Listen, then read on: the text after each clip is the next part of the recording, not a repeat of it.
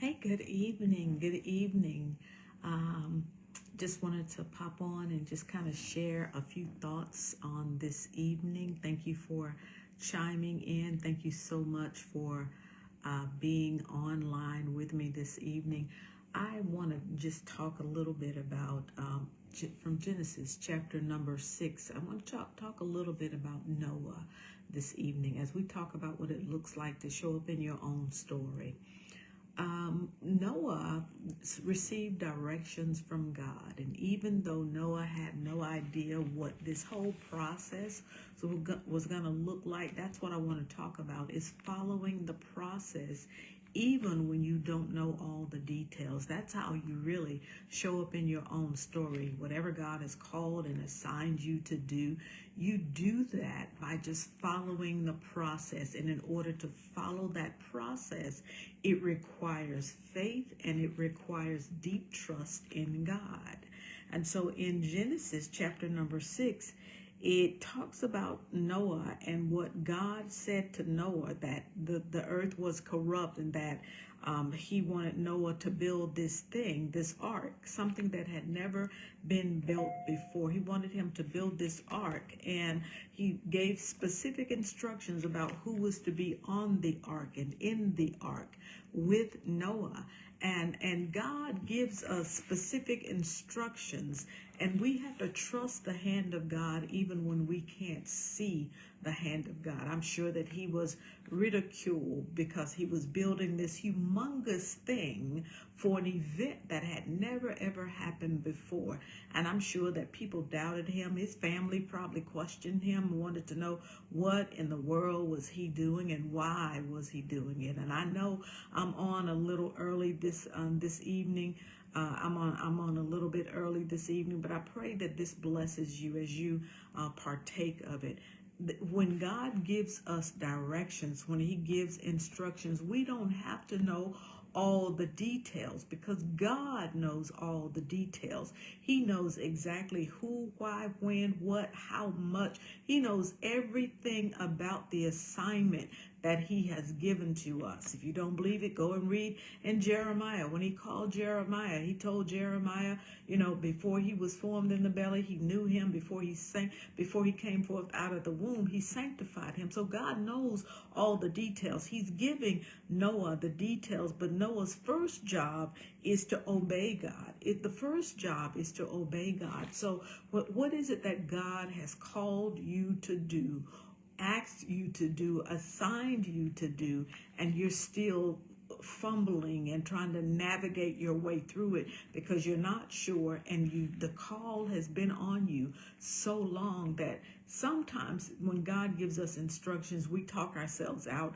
We allow doubt to come in and confuse us, and then we start watching what other people are doing and begin to compare ourselves with other people. And I just want to assure you that what God has called you to do, what God has placed on you and in you, it is not to be compared with anybody else, because your gift is unique. Your assignment is unique. It is for a specific set of people for a specific season, and it is not to be weighed against what somebody else may do. It's not to be held up against what somebody may say. That comparison syndrome is not to be to be included in what God has called you to do. And so I want to encourage you that whatever God has called you to do, write it down. Go back, ask God to bring it back to your remembrance. Write it down so that we can be about our Father's business. Write it down so that all the details that God gives, because he's not going to give us all the details.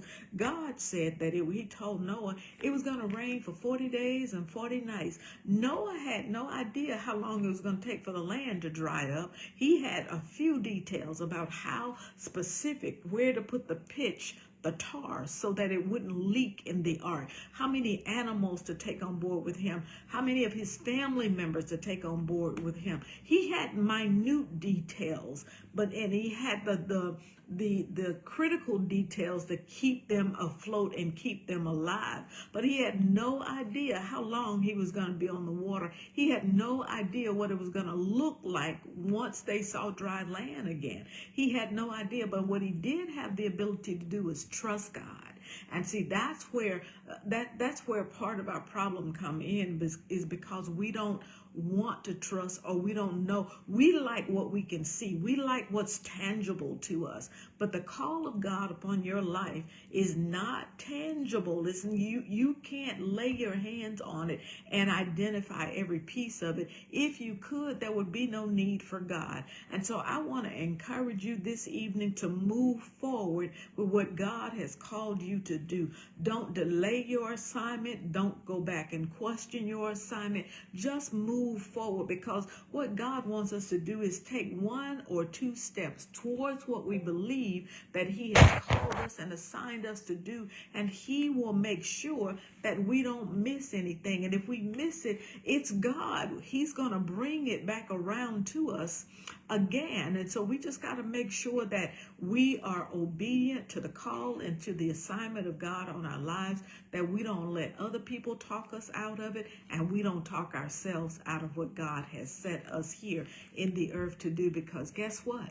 One day we're going to see God face to face, and we definitely want to hear him say, "Well done, thy good and faithful servant." But we won't hear him say that if we still have the gift of God hanging out on the inside of us, because we've wasted the seasons, we've wasted the times that we have here on the earth. To everything there is a time and a season. The Bible tells us in Ecclesiastes, there's a time to be born and a time to die. There's a time for whatever it is God has assigned us to do here on the earth. And we've got to learn how to maximize that time. And know, if you are still living and still breathing, you are not too old to do what God has called you to do. Ask God to give you another chance. Ask God to lengthen your days, to allow you, to show you what it was that he called you to do in the beginning, and give you opportunity.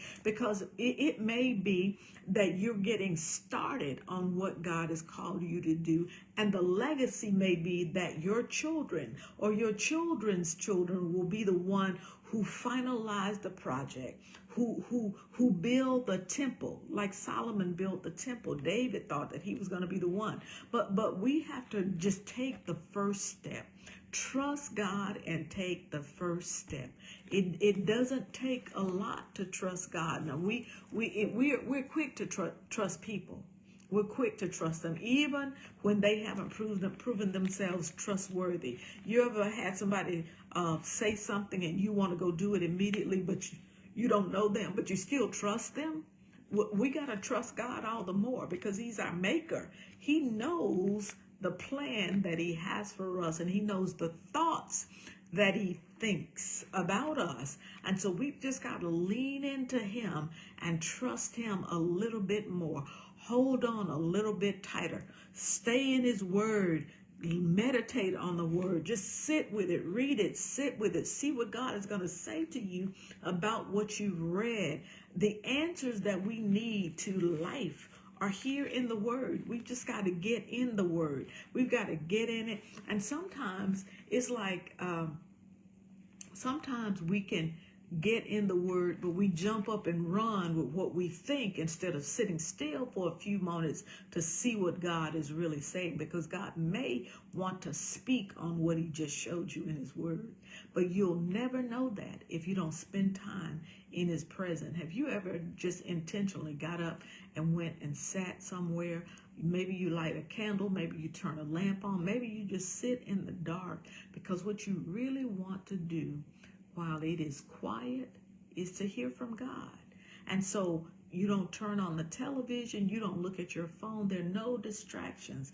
You want to hear from God, and you want to make sure that it's God's voice that you heard, not something that you thought you heard on television. And God can use all kind of means to communicate to us, but to be intentional about letting God know, God, here I am. I'm sitting right here with you this morning. God, I want to know if you'll just give me one word for today. What is that one word? And then shut up, be still, and wait to hear, or wait to sense what that word is. And then you allow that word to carry you all day long. The word could be peace. It could be love. It could be any simple word. It could be a sentence. It could be a paragraph. It could just be a wow statement. It could be, when you hear from God. I've never been at a time when God spoke to me that I didn't know exactly that it was God. It wasn't a doubt in my mind that it was God. I wasn't confused about it. It scared me the first time that I heard God speak to me. It literally scared me, and I was crying like almost uncontrollable. But I've learned to listen for the voice of God. I've learned to listen in a still small whisper. I've learned to listen to how God, even if I'm reading and I sense the presence of God speaking to me through what I'm reading. Doesn't have to be the Bible. It could be some other book that I'm reading. It could be God saying, turn this way, don't go over there.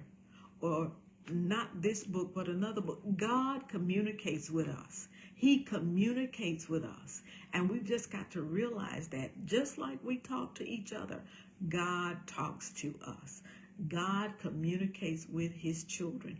He is a good Father. So I want you to be mindful of that thing, that assignment from God.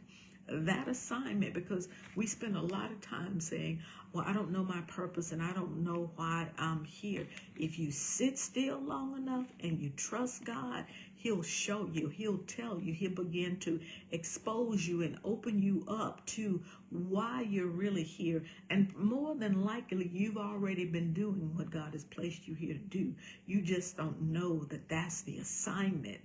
You just don't know, because a lot of times we think that if God is going to call us, it's going to be to preach or to go somewhere and pray or to do something that's going to be in the forefront. Well, sometimes God calls us and he's calling us in the background to serve somewhere, to do something that we're not going to get all the notoriety for, but it's our calling. It's our assignment for that season. And we've got to just be willing to do it and be willing to be ridiculed, because Noah is out here in these streets building an ark. Nobody knows what it is. He's building an ark. He's expecting it to rain for 40 days and 40 nights, but that has not been his history. But he's trusting God enough with it. Can you trust God with what God said to you about you? Can you trust God enough to move forward in the assignment of God on your life? This is Dr. Billy Hubbard, and thank you so much for allowing me to jump on here with you this Tuesday evening. Meet me tomorrow morning, as I'll have another word when we talk about show up in your own story. Just for a few minutes, 4 or 5 moments, but whatever God is saying to us, he's saying to us, and we need to take it and run with it. God bless you. Have an awesome Tuesday evening, and we'll talk again tomorrow. Take care.